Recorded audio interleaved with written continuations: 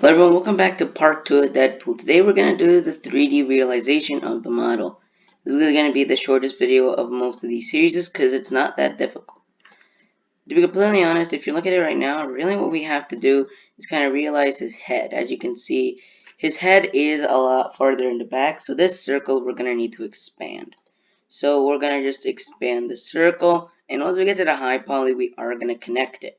So let's first start out with expanding the head and keeping it on somewhat of his head. We're not trying to, like make it look extraordinarily weird. What we're trying to aim for is for it to kind of mesh into the head. So we kind of have a certain shape, and if we're attempting to, we're going to try to fit the circle as close as we can into the guy's head. Right now it does look fine. Once we get into the high poly, we are going to make that chin. Like as you can see, it's kind of blocked out here. We kind of did forget the blades in the last episode. So after we put this eye into a certain area, we are going to get to those blades. So we kind of do have this area. Blades aren't that difficult. We're really just going to take a cube and make it like this. Considering if you can look at the photo, they aren't really, they're smoothed out squares. So we can really just use other forms. Like if we use the cylinder, it would actually be a lot harder to, high poly. So let's start with making the thing.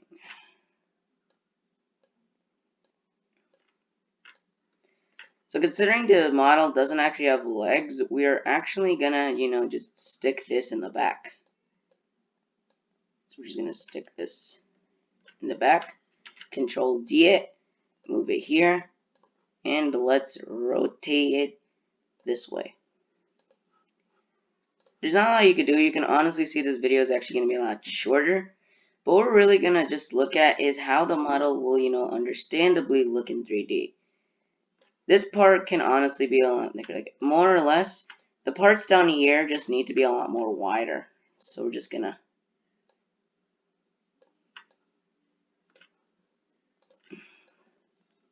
make this wider. But as you can see, like the pockets, you might not understand, but we do kind of need something in the back here. So we're going to take one of these cubes, and the same idea with Donald Duck. If you didn't go watch it. We did make a tiny thing in the back to like measure out the idea of his, shirt. I'm going to do the same idea here for the Deadpool model, except we're actually going to like morph it in.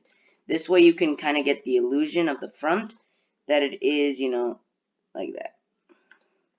As you can see, some of his pockets are turned to the side, but we didn't really do those last time, so we're actually going to take this pocket and rotate it to match that perspective.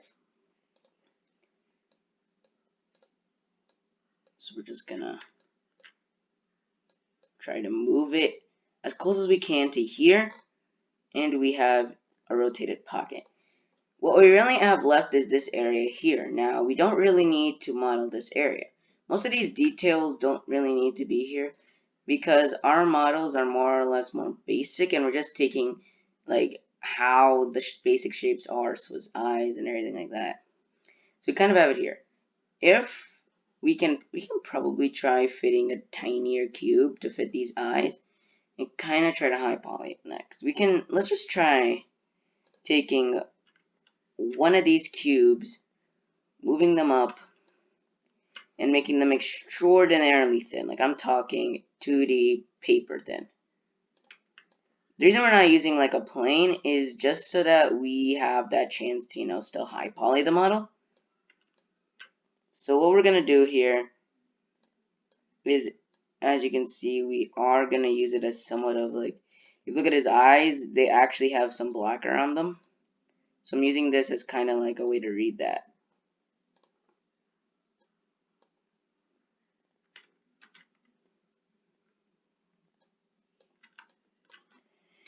This part's going to be a lot harder then. So we're going to just Control D this and try to match the perspective for the other eye. It might not seem important, but some tiny details are easy to do and kind of give Deadpool some damn respect. So we're just going to move this here, and then we are going to rotate it to match. That's fine. And because you can see there's like that tiny gap, we are actually going to move this and the eye a little bit farther. So we kind of do have some of the more basic shapes now put in for the model. Really, now it does actually look a lot better. This video is a lot shorter, but part 3 should come out soon. Thank you guys so much for watching this video. Part 3 will be our high poly. Like, subscribe, and comment, and stay tuned for part 3. Love you guys, and bye.